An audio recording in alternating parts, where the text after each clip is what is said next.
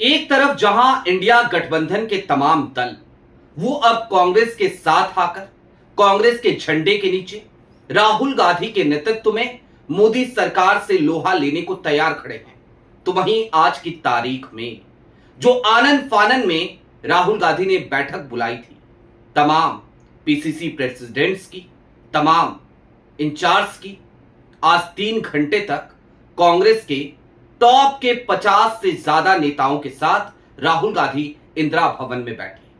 सिर्फ बैठे नहीं, इस मीटिंग में उन्होंने कहा मोदी ने देश को मरवा दिया। क्यों कहा वो समझेंगे। उसके साथ ही साथ मोदी जी के इस्तीफे तक, हालांकि इसमें बहुत ज्यादा वक्त नहीं बचा है, फिर भी क्योंकि नेहरू जी का रिकॉर्ड वो अपने सपनों के मुताबिक अपने सपनों की दुनिया में अब तोड़ चुके हैं, लेकिन अब मोदी के इस्तीफे तक कांग्रेस ने एक प्लान बना लिया है। वो सड़क पर होगी और कांग्रेस सड़क पर उतरे, इसके लिए आपको बहुत ज्यादा इंतजार नहीं करना पड़ेगा। कांग्रेस के लोग आपके पास पहुंचेंगे और 72 घंटे से भी कम का वक्त बचा है। 48 से 72 घंटे के भीतर कांग्रेस अब एक बड़ा कैंपेन लॉन्च करने जा रही है। सारी बातें जरा विस्तार से करेंगे। नमस्कार, मैं स्वप्निल और आप मुद्दा देख रहे हैं। दोस्तों, आगे बढ़ें उससे पहले वही छोटी सी अपील। मुद्दा इन दिनों एक गंभीर आर्थिक संकट से जूझ रहा है। एक तरफ जहां हमारे मेन बैंक अकाउंट्स बीते लंबे समय से फ्रीज चल रहे हैं, तो दूसरी तरफ हमारे 2.5 साल पुराने चैनल को हमसे लंबे समय तक छीन कर रखा गया था, जिसकी वजह से डे टू डे ऑपरेशंस में मुद्दा को काफी मुश्किलों का सामना करना पड़ता है। लिहाजा आपसे गुजारिश है, यदि आप चाहें तो स्क्रीन पर दिख रहे क्यूआर कोड या फिर के नीचे दिख रहे यूपीआई नंबर्स के जरिए मुद्दा की छोटी छोटी मदद जरूर कीजिएगा, ताकि हमारी बेबाकी यूं ही बरकरार रहे। फिलवक्त मुद्दा को आपकी मदद की सख्त आवश्यकता है। अब आगे बढ़ते हैं और जरा समझते हैं जो सोर्सेस के हवाले से खबर आई हमारे पास, उससे ये डिकोड करने की कोशिश करते हैं कि कांग्रेस अब किस तरीके से मुसीबतें बढ़ाने जा रही है माननीय प्रचार मंत्री के। जी हां, मैं इसी शब्द का इस्तेमाल करता हूं।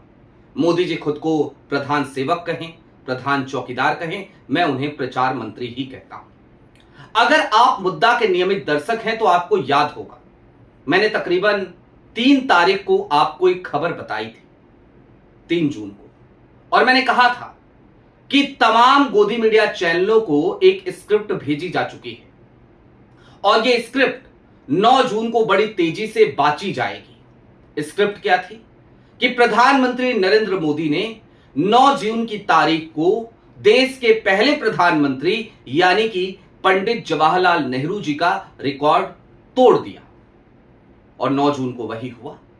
हर चैनल ने वो स्क्रिप्ट बांची, लेकिन ये स्क्रिप्ट बांचने के पीछे मोदी जी के इस्तीफे की जो पृष्ठभूमियां बन रही हैं, दरअसल उसमें सम्मानजनक विदाई का एक सेफ पैसेज है। लेकिन कांग्रेस मोदी जी को अब सम्मानजनक तौर पर विदाई देने के मूड में भी शायद दिखाई नहीं दे रही। आज 3 घंटे की बैठक में यह मुद्दा पूरी तरीके से उठाया गया और खास तौर पर सबसे ज्यादा चर्चा राहुल गांधी के उस बयान की रही, जब राहुल गांधी ने कहा मोदी ने मरवा दिया है इस देश को। कैसे मरवाया, क्यों मरवाया, राहुल गांधी ने यह शब्द क्यों इस्तेमाल की? देखिए ना, देश के पहले प्रधानमंत्री पंडित जवाहरलाल नेहरू से तुलना करने वाले वर्तमान प्रधानमंत्री नरेंद्र मोदी, वो वक्त था जब देश के सामने असीमित समस्याएं मुंह बाए खड़ी थी।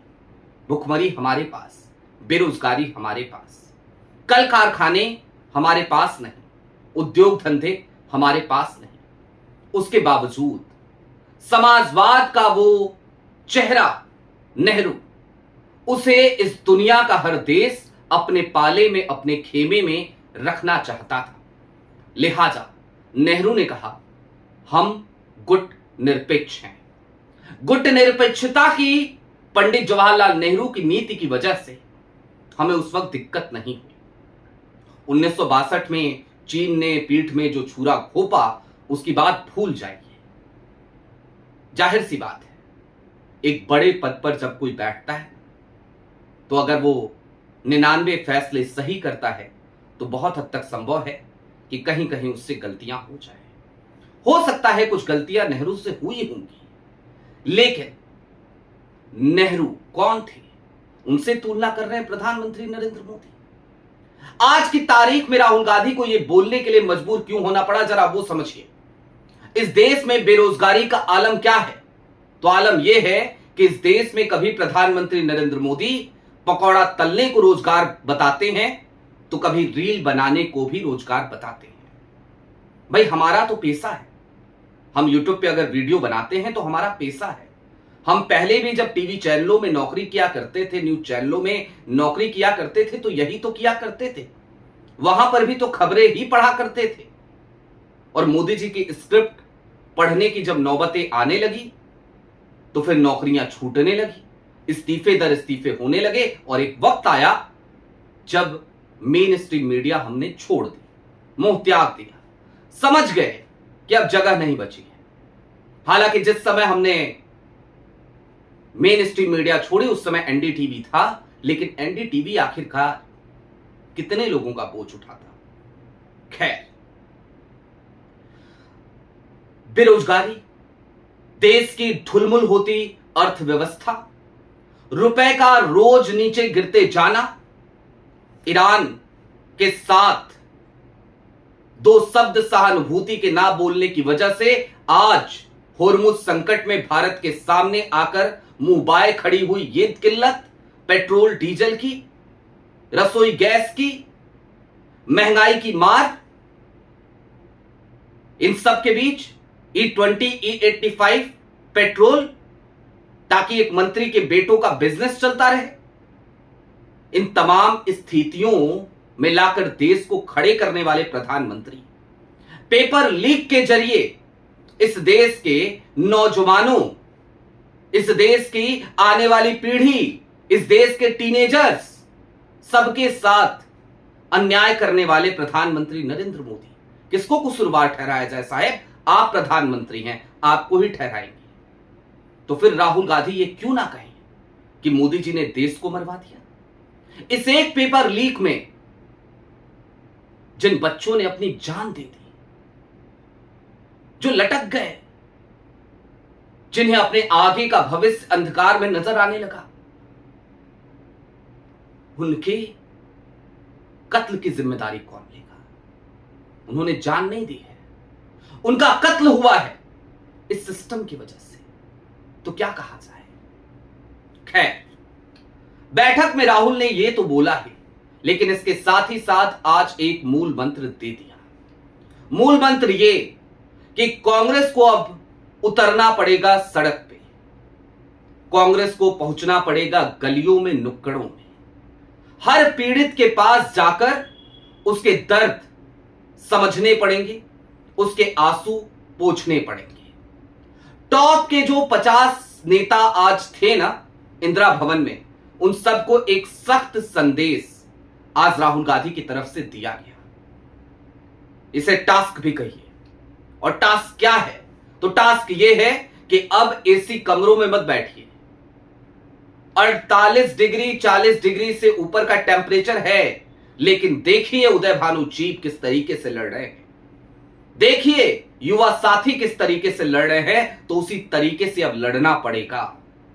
उतरिए सड़क पर, गलियों में जाइए, नुक्कड़ों में जाइए। अब घर में बैठने का वक्त समाप्त हो गया और कांग्रेस ये तब तक करेगी जब तक मोदी जी इस्तीफा नहीं दे देते। अब मैंने शुरुआत में भी मोदी जी के इस्तीफे की बात की, अभी भी प्रचार मंत्री के इस्तीफे की बात कर रहा हूं, तो चलते चलते जरा ये भी चर्चा हो जाए कि क्या वाकई में मोदी जी इस्तीफा देने जा रहे हैं। लगता तो यही है, और क्यों लगता है जरा वो समझिए। 2014 में लोकप्रियता के शीर्ष पर हुआ करते थे प्रधानमंत्री नरेंद्र मोदी।